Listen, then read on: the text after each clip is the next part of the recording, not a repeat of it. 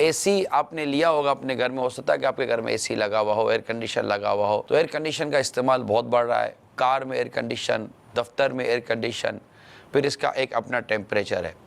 Doctor साहब से हमने रब्ता किया कि एसी के साइड इफ़ेक्ट क्या होते हैं, तो हमें एक डॉक्टर साहब ने एसी के जो साइड इफ़ेक्ट बयान किए हैं, आइए वो हम आपको दिखाते हैं।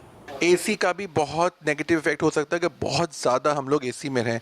सबसे नेगेटिव इफेक्ट ये होता है कि इसमें इंतहाई स्किन ड्राइनेस हो सकती है। फिर सबसे बुरी चीज़ है, एसी में आप हैं, आपका टेम्परेचर 17-18 डिग्रीज है और आप एकदम बाहर आए, जो टेम्परेचर है 35, 40 या 45, उससे चेहरे की मसल्स पैरालाइज्ड हो सकती हैं। तो कभी कभी one sided paralysis young boys and girls में भी देखा गया है। तो आपको एक उस लेवल पे रखना चाहिए अपने एसी की कूलिंग भी, जो कि बाहर से बहुत ज़्यादा कम ज़्यादा ना हो।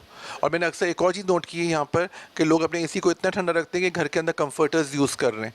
वो बहुत गलत है, बिकॉज आपका एसी की कूलिंग भी हो रही है, आप कंफर्टर्स बिला वजह और लिहाफ ये सब कंबल यूज़ कर रहे हैं इस वेदर में, और आपका वेदर भी गर्म हो रहा है, यहाँ पर आप एसी कूलिंग कर रहे हैं। तो जो डिफरेंस आता है वो आपके लिए बहुत डेंजरस है। उसमें नज़ला, ज़ुकाम, खांसी बहुत कॉमन है, कॉफ बहुत कॉमन है।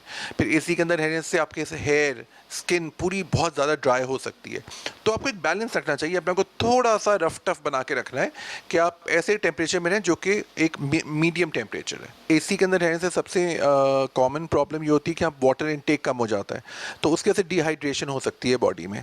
उसके अंदर आपको फंगल इन्फेक्शन होने का इस तरह से चांस है कि अगर आपको फंगस हुआ है तो वो और बढ़ सकता है। एक्जिमा अगर हुआ है तो एक्जिमा और बढ़ सकता है क्योंकि आपकी स्किन और ड्राई हो रही है, ठीक है, उसकी वजह से कोई ख़ास हाइड्रेशन नहीं मिल रही है। फिर अक्सर लोग एसी में रहते हैं तो वो उनको लगता है कि शायद हमें ज़रूरत नहीं है इतना नहाने की या इतना ज़्यादा पानी से फेस वॉश करने की, क्योंकि वो एक तरह से वो एक आदी से हो जाते हैं उसके। वो और प्रॉब्लम्स क्रिएट कर सकता है आपको, क्योंकि आपकी बॉडी को एक ख़ास मिकदार में पानी की ज़रूरत है।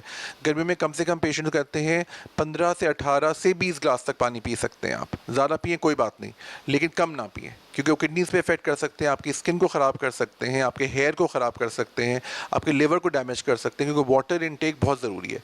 और जब एसी में होता है तो शायद हमें इतनी ना तो पसीना आ रहा होता है, ना हमें इतनी गर्मी लग रही होती है, तो हम इसको अवॉइड ही कर देते हैं। तो ये एक बहुत बड़ा फैक्टर है जो कि प्रॉब्लम क्रिएट कर सकता है। प्रॉब्लम क्रिएट कर सकता है। हर चीज़ का एक अपना इस्तेमाल है। देखिए, पसीना भी जो इंसान के जिस्म से निकलता है ना, वो भी बहुत सारी बाज़ औक़ात बीमारियाँ लेकर निकलता है।